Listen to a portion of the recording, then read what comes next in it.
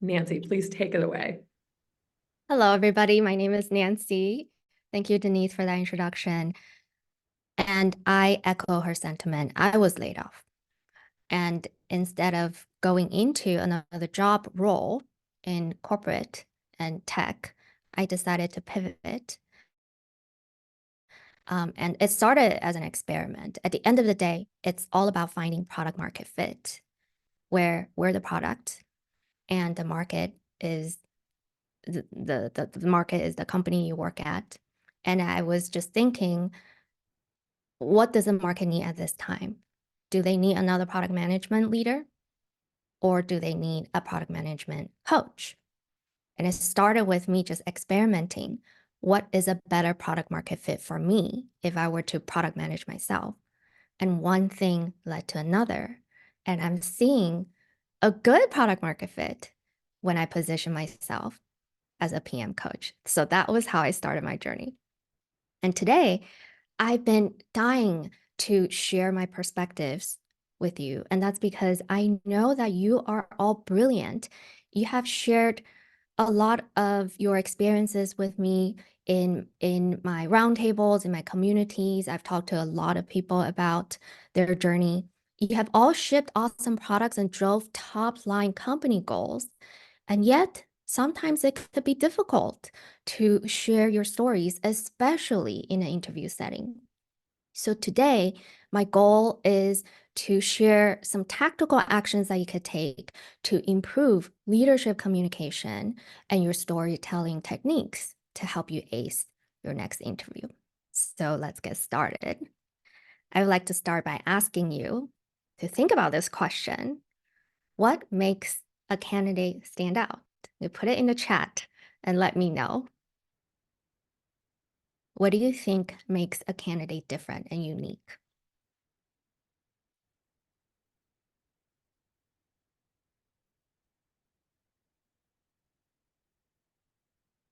I'm seeing quietness. People must be thinking.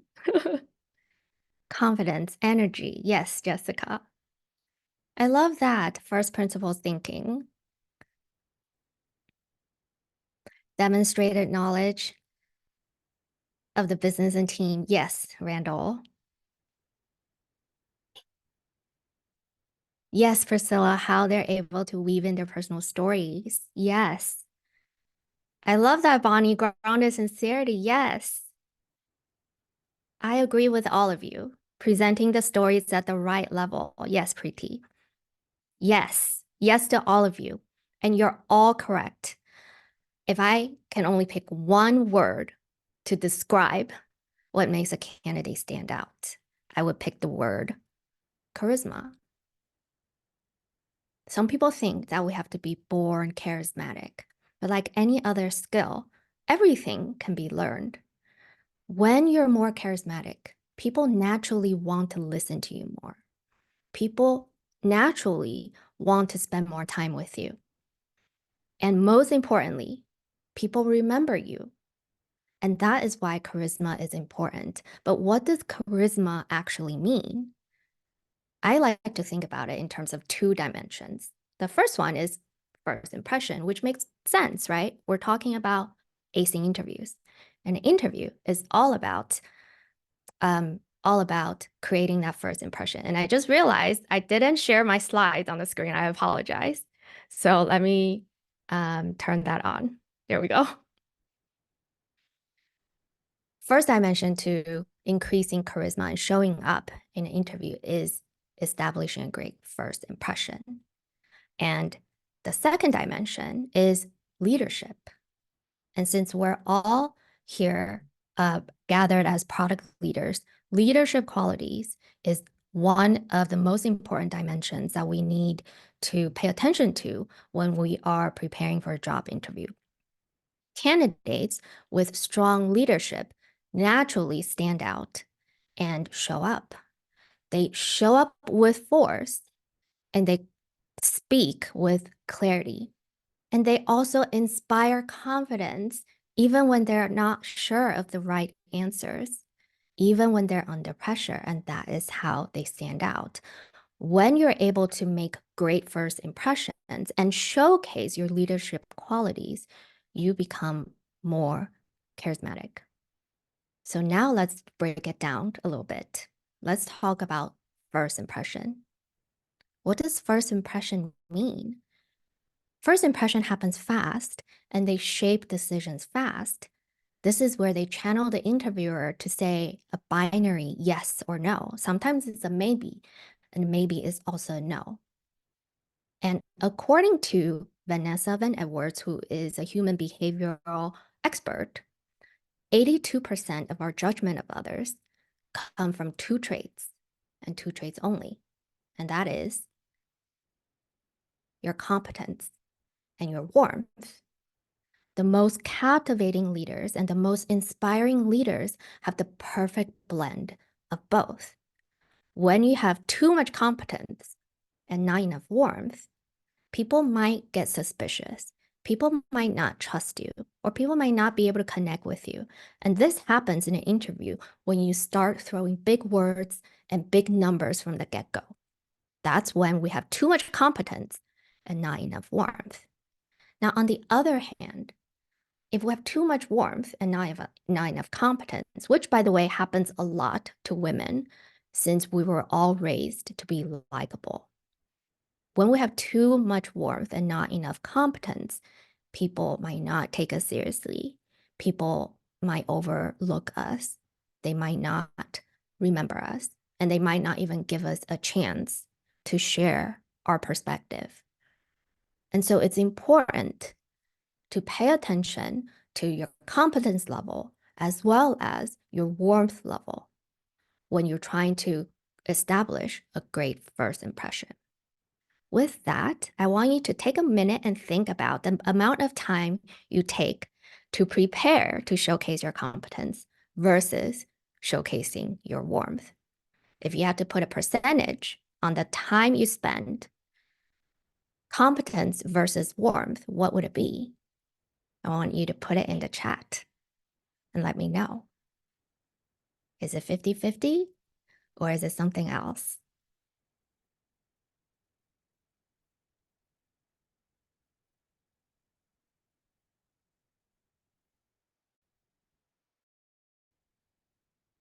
Competence 99%, warmth 1%, 80-20.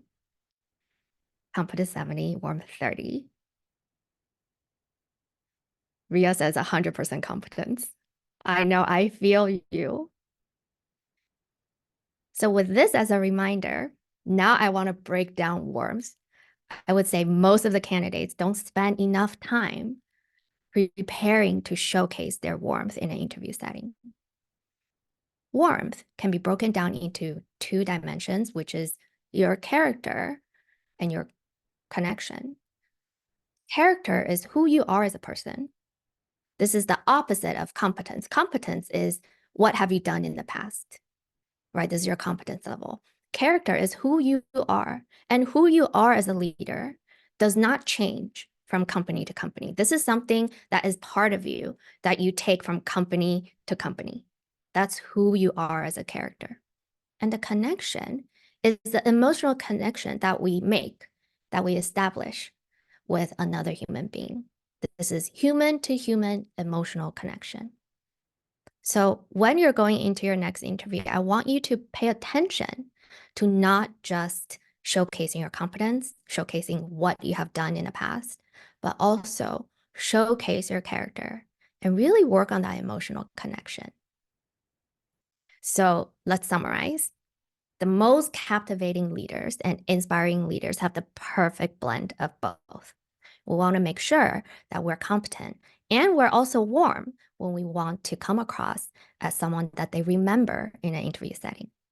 Now let's talk about the second dimension that makes up charisma, which is leadership qualities. So what does leadership mean? I see leadership in two categories: leadership actions and leadership presence. Leadership actions are the actions that we take as a leader. For example, it could be how you lead teams, how you motivate teams, how you drive results, how you resolve conflicts on your day-to-day, how you influence stakeholders, how you get their buy-in. These are leadership actions. But what about presence? What does presence mean? Some people think it's fluffy, right? And it does feel fluffy. It's the unspoken side of leadership. You could call it soft skills versus the actions are the hard skills of leadership. And presence is a blend of people skills and character traits that allow a leader to act decisively, to communicate crisply, and confidently lead their team and their organization. And the leaders who could captivate seemingly without trying embody this presence, and they easily earn people's trust. That is presence. So let's break it down. According to Dr. John Ullman, who is a professor at UCLA School of Management, he describes presence in terms of these three categories. The first one is your purpose. This is your leadership purpose, your core values, very similar to character. And second is your perspective. Your perspective is your unique take on how teams should be led, your unique take on how teams should be motivated. This is your unique take on the actions that you take as a leader. And only you have your unique take. Hence, this is your perspective. This is based on your years of experience. This is what makes you you. And then poise is how you show up in front of your team and how you show up in front of yourself. Poise is how do you be and how do you act even when you don't have answers? Or this is how you inspire and how you lead even when you're not sure and even when you're second guessing. Presence is developed, and we could put these principles into action to inspire ourselves and to inspire other people.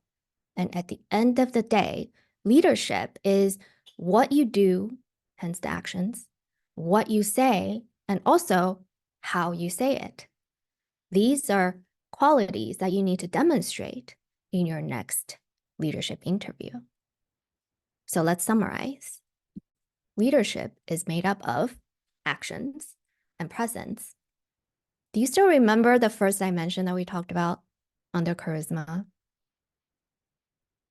It's first impression, right? And first impression is made up of competence and warmth. When I put these two frameworks side by side, even though these are seemingly two different things on the surface, leadership and first quality, they feel so, first impression, they feel so different. But once I start breaking it down, they're looking very similar, right? Leadership actions and competence, they mirror each other. And presence and warmth are also very similar. So when things start to look similar, I like to simplify. And that's because my goal is to find tools to help you. And when things are too complicated, I know that complexity kills execution. This is when I like to consolidate everything and to simplify so that it's easier for you to take action. So I come back to this framework and I'm looking at warmth, breaking down into character and connection. I want to consolidate everything. And that would look something like this. Charisma is made up of leadership and first impression. On the surface, it might look like two different things, but once you start breaking it down, it's really made up of these three main areas: your competence, your character, and the connection that you establish in an interview. So my goal for today is to give you tactical actions and tactical tips that you could take for each of these three areas. So let's start with the first one, which is competence. Competence is where we come up with stories to showcase that we have done similar jobs before and that we have what it takes to do the job. This is where most candidates spend most of their time, but it's just 1/3 of the pie. Now, when it comes to storytelling, most candidates would use the STAR framework to frame their stories. I actually have a different recommendation for you, and it's called the BLUF framework. It's bottom line upfront, otherwise known as T-shape communication. Top of the T is your bottom line upfront. You deliver your bottom line upfront before you go deep. And the bottom line is your unique perspective, your unique take on the situation. And like I said before, perspective ladders up to presence. So you want to take a second and reflect on what is it that makes you unique? What is your unique perspective on the situation? Let's talk about the STAR framework for a second. STAR framework is where you start talking about the situation in hand. Right away, you're going deep into the situation. You're starting your story. And then you're talking about tasks and the actions you've taken. You might come back up for a second, and then you go down again to talk about actions that you've taken, and then the results at the end. That is more of a W-shaped communication. Sometimes it's a V. Sometimes you stay all the way down from the get-go, and you don't get back up until the very end when you're talking about the results that you have driven in the past. So what I'm highlighting here is a T-shaped communication that is the opposite of a V-shaped communication or W-shaped communication. Why is this important? Well, let's take a second and remember how leaders communicate. Leaders communicate very crisply, and they're also very direct. And we say this all the time about our leaders. They don't really know the details, right? They're not really in the weeds. They're very high level. So similarly, when we are interviewing, especially for a leadership role, we want to communicate like a leader. Hence, T-shaped communication. You start with the bottom line up front before you go deep. So let's walk through an example. Typically, you would get questions around, tell me about a time when you had to lead your team to do something magical. Or tell me about a time when you had to motivate someone on the team. Or tell me about a time when you had to resolve conflicts, etc. So let's walk through an example where I asked you in an interview setting, tell me about a time when you had to motivate someone on the team. I'm going to take a minute and think about how you would answer a question like that. Now, 9 out of 10 candidates would have a story that sounds something like this. We were given a project with very tight deadlines, and everyone needed to put in a lot of time and effort, nights and weekends, to make sure that we're able to ship on time. Halfway through the project, I had a team member all of a sudden was not showing up to the team meetings, or they were forgetting things, they were not paying attention, and they were late on their deliverables. And I knew that this was going to cause major delays and that this could potentially push out our release date. Knowing this, I reached out to this engineer's manager to understand what was happening. I also took a lot of time to connect with this engineer on the team, and I learned that they're actually working on multiple competing priorities, which is strange because this particular project was top of mind for our VP. So I aligned with their manager, and we figured out a plan to prioritize accordingly. So as a result, I was able to help this engineer catch up and make really good progress. We were able to turn the ship around, and we were able to ship on time, and we exceeded our quarterly target. This is an example of how the STAR framework is leveraged in this example. You start with the situation, you talk about the tasks, and you talk about the actions you took and the results you drove. That is the STAR framework. Here's how I would answer this question using the BLUF framework with bottom line upfront, which is my unique take on the situation. Here's how I would say and answer this question. In my experience, people are motivated intrinsically and also extrinsically. When the entire team is intrinsically motivated to work toward this problem, there's actually very little that I had to do to extrinsically motivate them. That is my bottom line. That's the top of my T. And right now, in this moment, I hypothesize you're probably leaning in because not a lot of people would say it this way. And now that I have your attention, now that I have hooked you in to my world, I could go deep now. This is also very important because interviewers are talking to multiple candidates a day, maybe 10, 20 candidates a week. You need to be able to stand out. And the first step of standing out is to draw their attention. The interviewers are probably also working on a lot of different competing high priority projects. They might not be paying attention. So you want to draw them in with a hook. So with the hook, now that I'm going deep, I would say, here's an example of intrinsic motivation. I am intrinsically motivated by bubble tea. It's my favorite drink in the whole world. I can't tell you why. I just love it. And so if you want me to do you a favor, or if you want me to work late and you give me a cup of boba, you offer it to me, I would say, oh my gosh, I love it.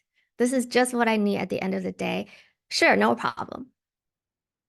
But if you were to give me $7 and you ask me to do you a favor or you ask me to work late, I would probably say, sorry, I can't. Or I would stay, but I wouldn't be happy about it. But I could very easily take that $7 to buy myself a cup of boba, but I'm just not intrinsically motivated by $7, right? That is an example of intrinsic motivation, which is why, in my experience, when my team is made up of people who are already intrinsically motivated, there's very little that I need to do to extrinsically motivate them. So the action that I would take actually starts from the hiring process. In the hiring process, I make sure that I understand what each and every candidate's intrinsic motivators are. I want to make sure that their intrinsic motivation lines up with our mission. And secondly, I start every team meeting going over the mission and just touch on the mission of why our work is important. That only takes 3 seconds to do at the start of every meeting. And when there's a testimonial or positive case study, I take the time to go over each and every testimonial and go over each and every case study. And that is me doubling down and really enhancing the intrinsic motivation of the team. And if there's more time and if there's more budget, I would do team events. I would do free food, free t-shirt giveaways, swag, etc. So that is a demonstration of me applying the bluff framework versus STAR. Both stories are true, but when I follow the bluff framework, it shows depth of thinking versus STAR, where my story is more on a surface level. So that is something that you could consider next time when you're coming up with stories to showcase your competence. Now let's talk about character. Second area that ladders up to overall charisma. And the perfect question we can leverage to really showcase our character is, tell me about yourself. Now, a lot of candidates have a canned answer when they answer this question.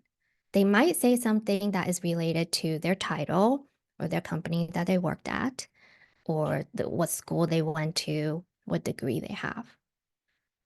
These are things that don't really highlight who you are as a person and who you are as a leader. So my recommendation is to start with your purpose. This is your passion. And since you and I are product managers and we're leaders, I would guess that your passion is something along the lines of creating something to make the lives easier for other people. That's typically what wires us, and that's typically what keeps us going. So a storytelling framework that I really like is I want to introduce a positive influencer who really shaped my life that led to my core values.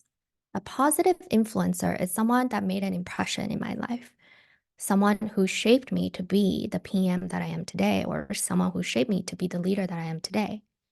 And phrases that I like to use are, I've always been passionate in XYZ, and I've been inspired by ... And I've always looked for roles that did X, Y, and Z. And my dream is to do A, B, and C. Here's an example of how I would answer this question. And I make sure I tailor the response to this company that I'm talking to. It has to resonate. So let's say I'm interviewing at LinkedIn. Here's how I would introduce myself. I watched how much my parents have given up just so that I could have a US education. I saw how much they gave up their own wealth so that they could pay for my US education. They even gave me up for adoption so that I could one day be a US citizen and live in this country, because to my parents, this is what success looks like, and success is in the US. That was their belief. And I watched how much they gave up to fulfill this dream that they have for me. Therefore, I've always been inspired by companies whose mission is to help other people's financial freedom, financial equity. And so it's my dream to join your organization because I fully believe in your mission. That is something that has always been very important to me. Versus, I could also introduce myself as, I was PM director at Roku, where I owned delightful experiences on the homepage. I was also a PM manager at Facebook for over 5 years. And before that, I was part of multiple startups and also other B2B companies. I have a degree in engineering, and I went to Carnegie Mellon. Right? Both stories are true, but one really highlights my character, what shaped me to be the person that I am today, and how it connects with the company that I'm talking to. So that's something that I highly recommend you take time to think about when you're thinking about answering the question, tell me about yourself. And another question that really highlights our character is toughest feedback that you have received, or a project that failed really badly. And this is where you want to talk about self-growth, self-development, defining moment, challenges, and setbacks. And here's how I would answer the toughest feedback question. I will use the bluff framework to start without going deep right from the get-go. So my opening line would be,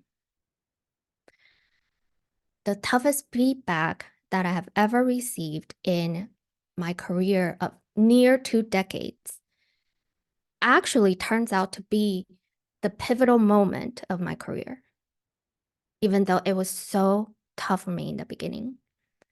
And that is, I always thought, and I was always conditioned to believe that if I put in hard work, if I work really hard, it would translate into recognition. That has always worked for me in school. If I work really hard and study really hard and put in all the time for extra credit, I would get A's. And it has always worked for me in the first 5 years of my career. If I work really hard, my manager would be really happy.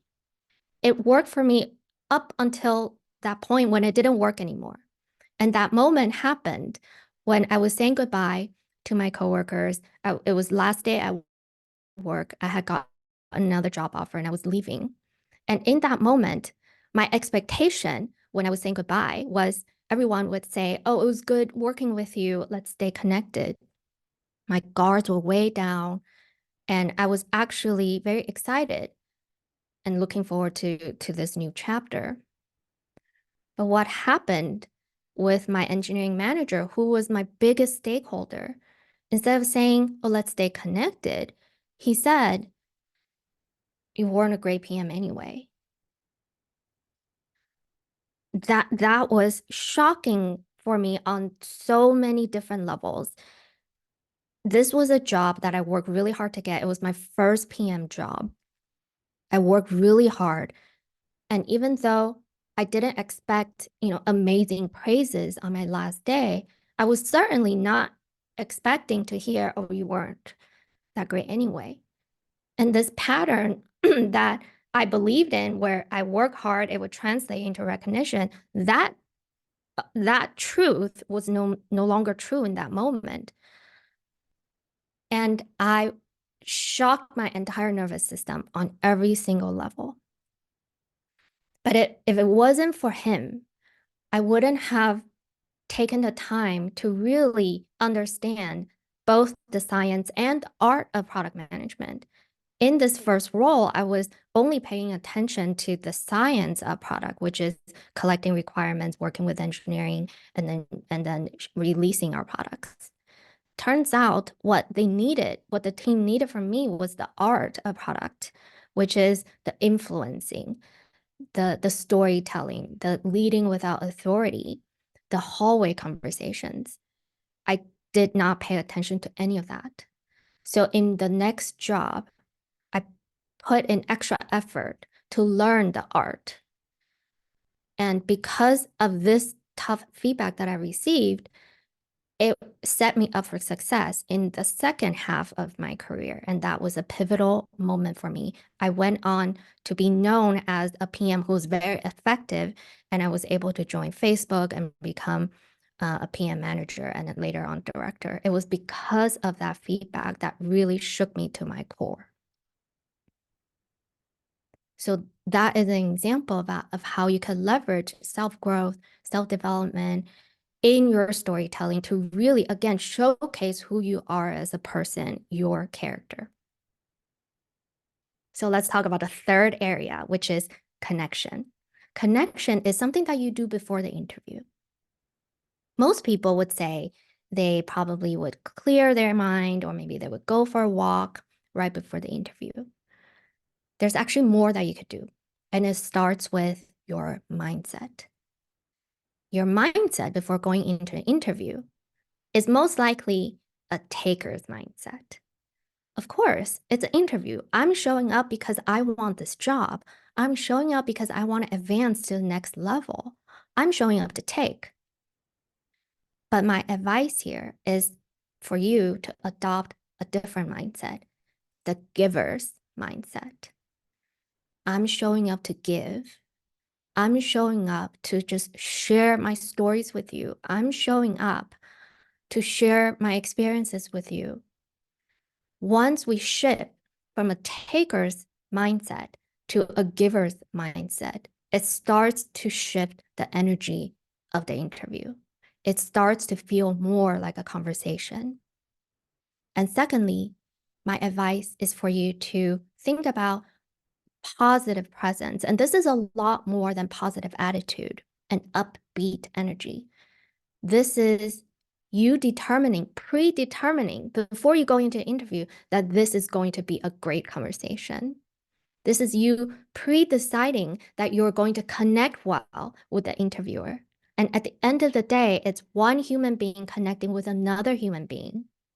And no matter what the outcome is of this actual interview, whether it's a job offer or not, or a rejection, no matter what happens, this conversation is going to be meaningful and it's going to be pleasant. And I'm going to have a great connection with this new person that I'm just meeting for the very first time. When you combine a giver's mentality and predetermining that you will connect with the person, the chemistry of the interview will shift drastically. And this is the work that sometimes feels very counterintuitive. It's also the most counterintuitive advice that I could ever give you, is to show up to give instead of showing up to take.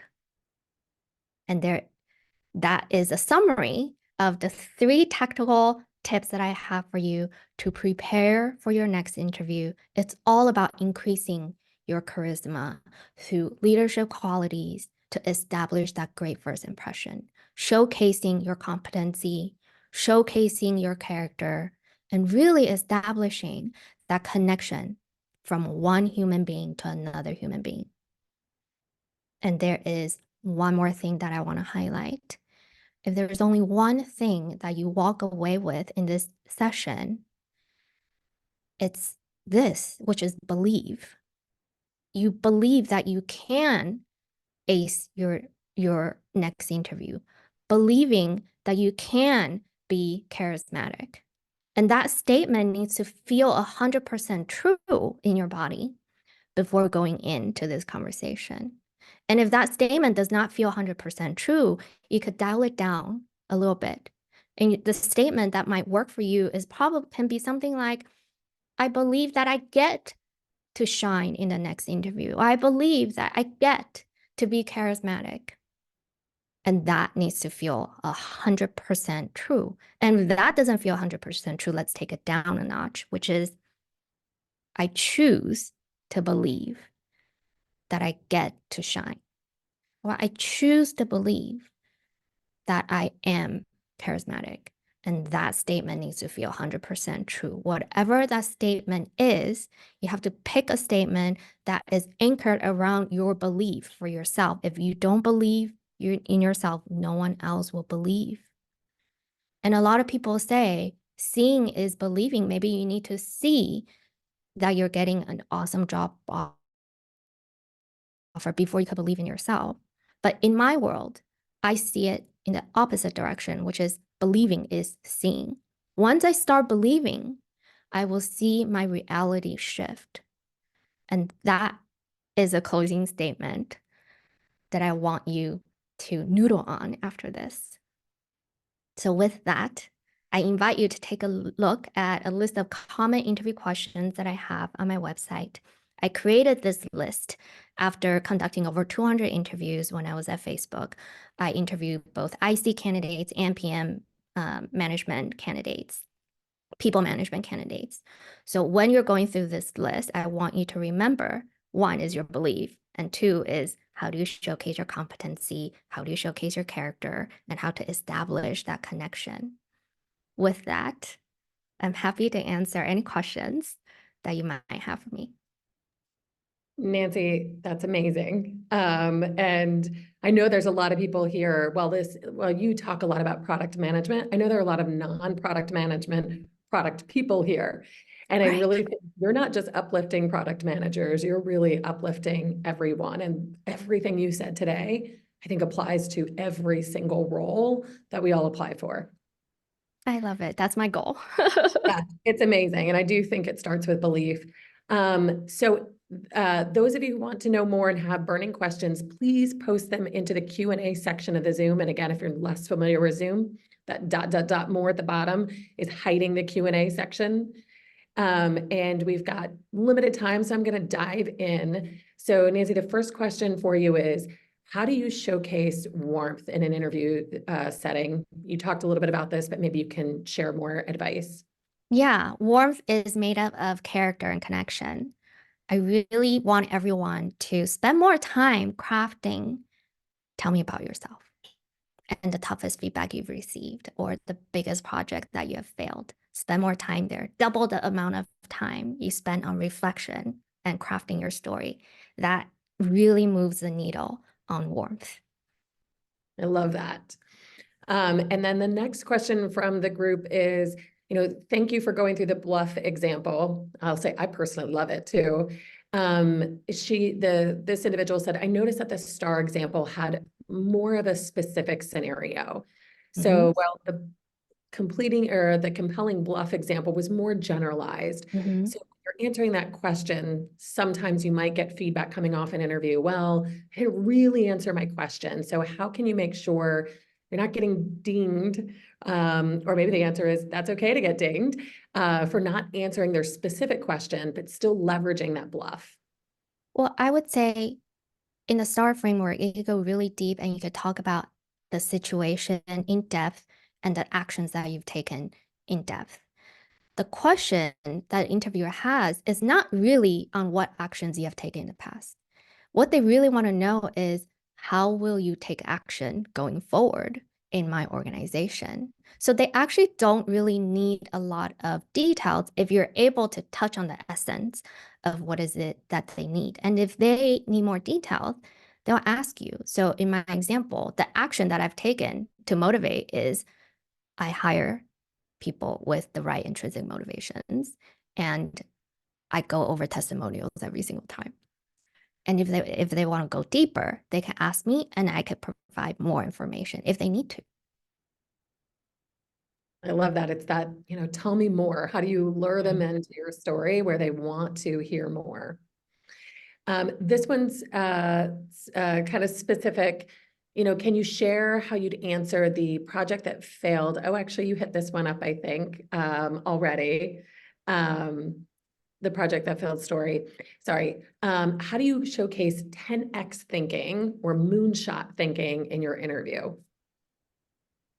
So this is probably a product sense type of question. And in the most recent roundtable I've done with my community, we went through an example where the question was, how would you improve the DMV? And it starts with framing what the problem is. Why does the DMV need to be improved? Or it's probably because people are standing in line and people are bored and there's nothing else to do but wait and wait and wait. When that happens, you could solve the situation in two different ways. One is decreasing the line, or the other way is make it more interesting for people.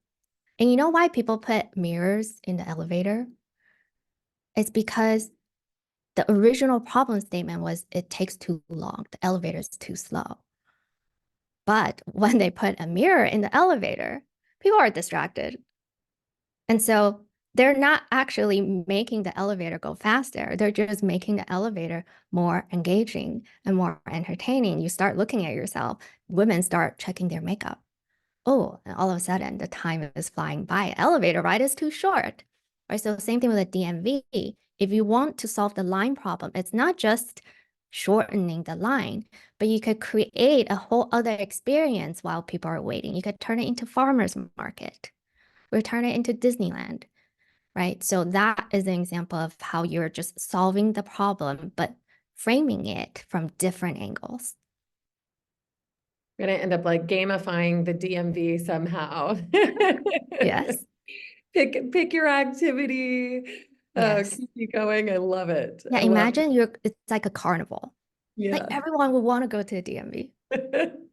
And instead we all have the dread. But I like how you're flipping it's on its head. So if someone, another question, if someone's generally kind of medium energy, or maybe they have energy fluctuations kind of throughout the day, how do you keep showing up, positively day after day? Mhm. I learned this tactic from Tony Robbins.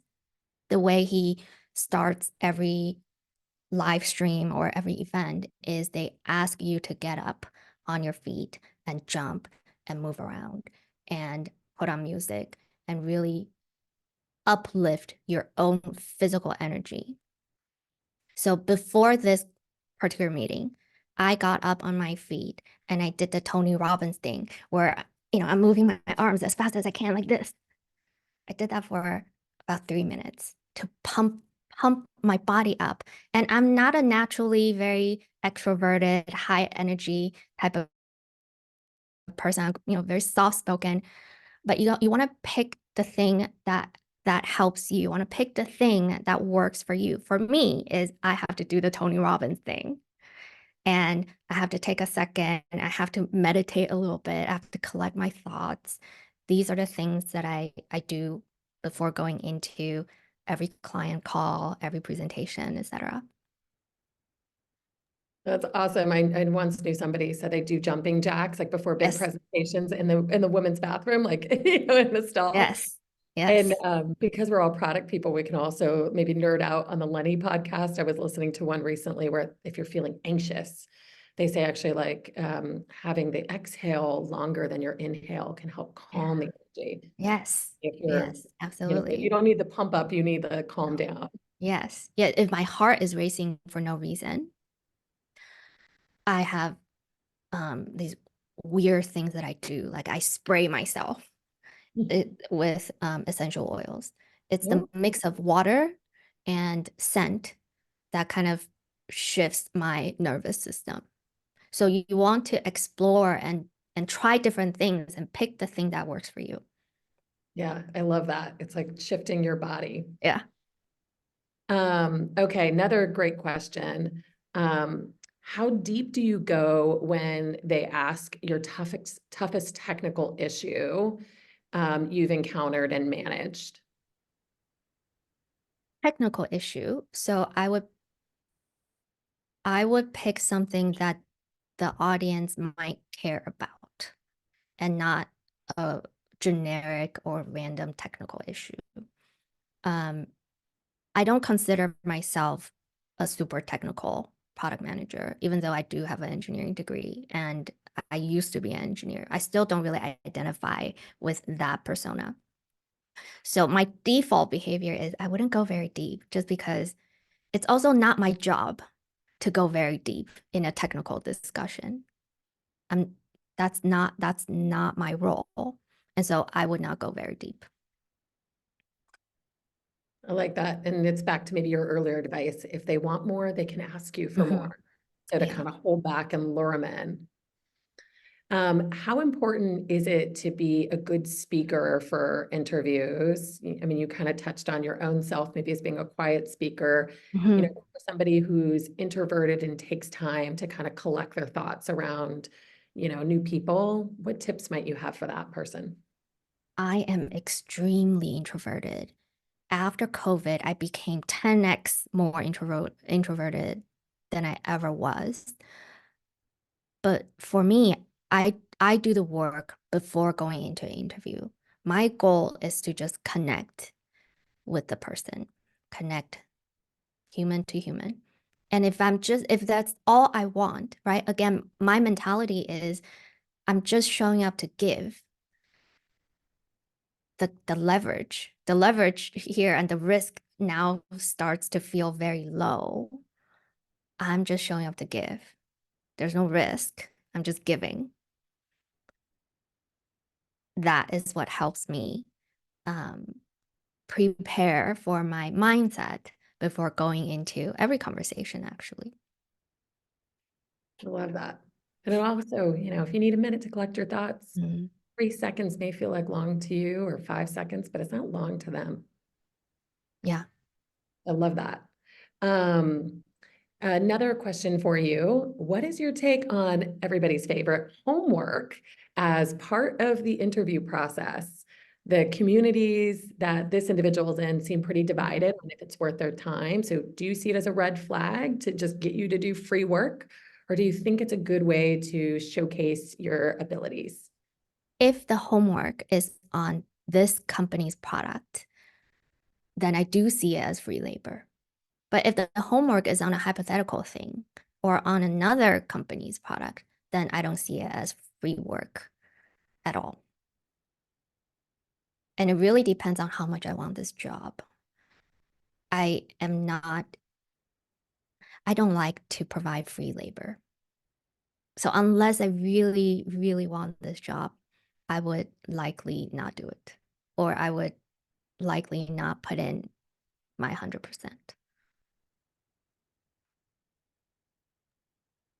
That makes sense, but it's back to that sort of motivation. How intrinsically motivated are we to get Yeah, this particular job? But love but it. I totally hear you. So somebody shared that, once they were given interview feedback that they didn't have big enough product problems. And when they looked back, they were probably too detailed about a particular problem.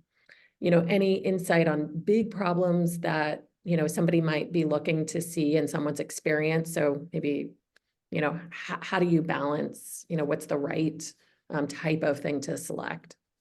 You want to think about how your manager or how your skip manager or your director or your VP describes your problem area. They're coming from it from their perspective, which is top of the mountain. They're seeing top of the trees. You're coming from it from the angle of bottom of the mountain where you're seeing grass. And so the way you describe it is naturally going to be different from the way they describe it. So I like to look at how they describe my product area and I'll use their words. I love that. I love that. And again, it's kind of that, again, like embodying that bluff. Yes. So there's a series of questions that are kind of similar, and seeing kind of our time, let me talk about these together. You know, what if you're being interviewed by somebody who's not engaging or seems indifferent? Or you realize, you know, partway through, you've just bombed a question and you're feeling flustered. You know, how can I kind of either, you know, A, recover in this one scenario, or in the other scenario, you know, how can I build a connection when maybe I'm not feeling it on the other side? And that's tough in interviews, right? It's also very possible that we will bomb more often than we would like. I bombed a Facebook interview twice, even after putting in 100 hours, how it feels. But again, my mindset was different back then. I was showing up to take. And when I'm showing up to take, everything feels like a risk. But now my approach is the opposite, which is I'm just showing up to give. And if my experience resonates, if my story resonates, if my problem solving resonates, then great. But if not, then that's also okay. It's just a conversation. Yeah. And I think, you know, what you just said is great, because if they don't want what you're able to give, it's probably not a good match. Mm-hmm. And so it won't be a long-term thing. Right. Love that. Yeah. This one, again, very specific. How do you answer a question using that bluff framework on how you unblock your team members? I actually see this problem, this question, the same as resolving conflicts. I see block as a form of conflict. So right away, that's my bluff. That's my bottom line. And so at this point in time, you're probably leaning in. You're like, what do you mean by that? Okay, now that I have hooked you in, I would say, well, typically, uh, since my assumption and just my perspective is block is just a format of conflict. It means there's typically two types of conflicts that I've seen in the past. One is a bottoms up type of conflict, and the other is a tops down driven type of conflict. So again, I'm basically double clicking into that, and you're leaning in because you know it's unique. It's my unique take on the situation.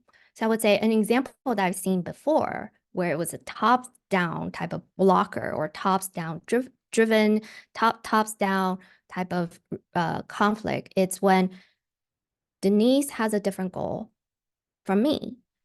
Denise has a different VP from my VP, and our VPs have different goals. And Denise and I could be best friends, but her and I will never be able to see eye to eye because we have conflicting priorities. We have different goals. And so we would never be able to align on time frame. What's most important to me is bottom of the list for Denise.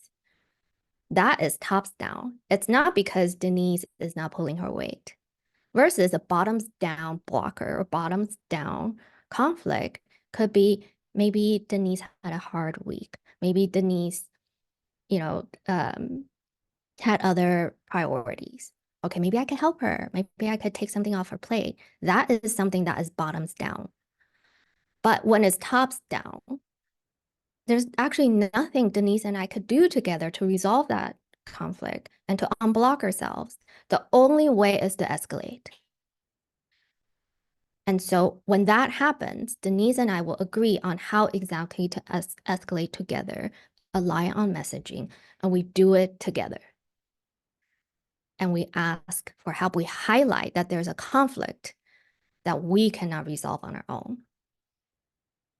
So that's how I would answer it.